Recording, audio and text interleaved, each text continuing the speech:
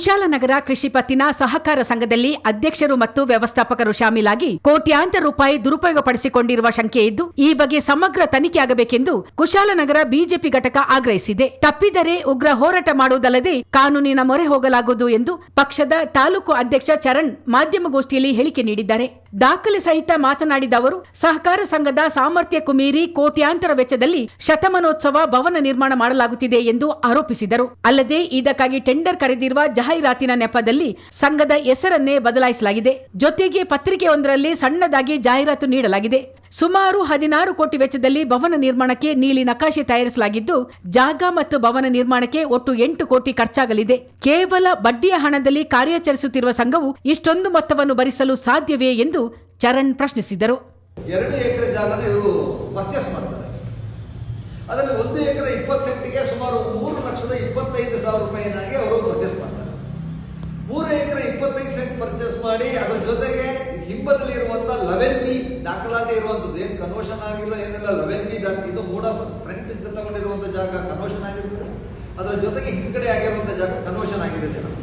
So ಇದು ಸುಮಾರು 80 scent ಜಾಗನ 4 ಲಕ್ಷ ರೂಪಾಯಿಗೆ ಅವರು ಪೇಮೆಂಟ್ ಮಾಡಿ ತಗೊಳ್ತಾರೆ. ಫಸ್ಟು ಮೂಡ ಪ್ರಾಧಿಕಾರದ ಅನುಮೋದನೆ ಆಗಿರುವಂತದನ್ನ 3.25 ಲಕ್ಷ ರೂಪಾಯಿಗೆ ತಗೊಳ್ತಾರೆ. ಪ್ರಾಧಿಕಾರದ ಅನುಮೋದನೆ ಆಗದಿರುವಂತಹ ಒಂದು ಸೈಟ್ ಅನ್ನ 4 ಲಕ್ಷಕ್ಕೆ ತಗೊಳ್ತಾರೆ. ಸೊ ಸುಮಾರು 8 ಕೋಟಿ ರೂಪಾಯಿ ಈ ಸೈಟಿಗೆ ಅವರು ಖರ್ಚು ಮಾಡ್ತಾರೆ. ತದನಂತರ ಯಾವುದೇ ಮೂಡದಿಂದ ಪ್ರಾಧಿಕಾರದಿಂದ ಆಗಲಿ ಅನುಮೋದನೆ ಪಡೆಯದೆ ಒಂದು ಪ್ರಾಜೆಕ್ಟ್ ರಿಪೋರ್ಟ್ ನ ರೆಡಿ ಮಾಡ್ತಾರೆ. ಈ ಪ್ರಾಜೆಕ್ಟ್ ರಿಪೋರ್ಟ್ ಪ್ರಾಧಿಕಾರದಿಂದ ಅನುಮೋದನೆಗೊಂಡಿರೋದಿಲ್ಲ. ಅಲ್ಲಿ ಒಂದು ಚೌಲ್ಟ್ರಿ ಮಾಡಬೇಕು ಅಂತ ಹೇಳುವಂತ ಒಂದು ಇದರ ಮಾನದಂಡದಲ್ಲಿ ಸುಮಾರು 16 ಕೋಟಿ ರೂಪಾಯಿ ವೆಚ್ಚದಲ್ಲಿ ಒಂದು ಪ್ಲಾನ್ ಇದು ಮಾಡ್ತಾರೆ. ಪ್ಲಾನ್ ತಯಾರಿಯಾಗುತ್ತೆ, ಒಂದು ಮಾಸ್ಟರ್ ಪ್ಲಾನ್ ತಯಾರಿಯಾಗುತ್ತೆ. ಈ 16 ಕೋಟಿನ ಪ್ಲಾನ್ ಆದ ನಂತರ ಇವರು ಒಂದು ಟೆಂಡರಿಗೆ ಹೋಗ್ತಾರೆ. ಟೆಂಡರಿಗೆ ಹೋಗುವಂತ ಸಂದರ್ಭದಲ್ಲಿ ಕುಶಾಲನಗರ ಕೃಷಿ ಪತ್ತಿನ ಸಹಕಾರ ಸಂಘ 122 ಅಂತ ಏನಿದೆ ಅದನ್ನು ಬಿಟ್ಬಿಡ್ತಾರೆ. ಬರೀ ಕೃಷಿ ಪತ್ತಿನ ಸಹಕಾರ ಸಂಘ ಅಂತ ಮಾತ್ರ ಮಾಡಿ ಒಂದು ಸಣ್ಣ ಕಾಲಮ್ ಅಲ್ಲಿ ಅವರು ಅಡ್ವರ್ಟೈಸ್ಮೆಂಟ್ ಕೊಡ್ತಾರೆ. ಪೇಪರ್ ಸ್ಮಾಲ್ ಕೊಟ್ಬಿಟ್ಟು ಟೆಂಡರ್ನ ಯಾರು ಬೇರೆಯವರು ಟೆಂಡರ್ ಹಾಕಿದ್ರು ಅದನ್ನು ಓಪನ್ ಸೌಜನ್ಯಕ್ಕೂ ಓಪನ್ ಮಾಡದೆ, ಏನೋ ಇವರು ಹಳೆ ಬಿಲ್ಡಿಂಗ್ ಏನ್ ಕಟ್ಟಿದ್ದಾರೆ ಆ ಕಾಂಟ್ರಾಕ್ಟರ್ ಒಬ್ಬ ಪ್ರೈವೇಟ್ ಕಾಂಟ್ರಾಕ್ಟರ್ಗೆ ಅದನ್ನ ಕೊಡ್ತಾರೆ ಬಿಲ್ಡಿಂಗ್ ಕಟ್ಟಲಿಕ್ಕೆ. ಸೊ ಇದರಲ್ಲಿ ಯಾವುದೇ ಟೆಂಡರ್ ಇದಾಗಿರೋದಿಲ್ಲ, ಪ್ರಾಧಿಕಾರದಿಂದ ಅನುಮೋದನೆ ಆಗಿರೋದಿಲ್ಲ. ಅನುಮೋದನೆ ಮಾಡದೆ ಅವರು ಇಷ್ಟ ಬಂದವರಿಗೆ ಸುಮಾರು 16 ಕೋಟಿ ರೂಪಾಯಿ ವೆಚ್ಚದಲ್ಲಿ ಮಾಡ್ತಾ ಇದ್ದಾರೆ. ಸೊ ಟೋಟಲಿ ಅರೌಂಡ್ 26-27 ಕೋಟಿ ರೂಪಾಯಿ ಒಂದು ಈ ಪ್ರಾಜೆಕ್ಟ್ ಸಹಕಾರ ಪತ್ತಿನ ಬ್ಯಾಂಕಿಗೆ ಅವಶ್ಯಕತೆ ಇದೆಯಾ ಅಂತ ಹೇಳುವಂತ ನಮ್ಮೆಲ್ಲರ ಪ್ರಶ್ನೆ. ಈ ಟೆಂಡರ್ಗಳು ಅವ್ಯವಹಾರವಾಗಿದೆ, ಪರ್ಚೇಸಲ್ಲೂ ಅವ್ಯವಹಾರವಾಗಿದೆ.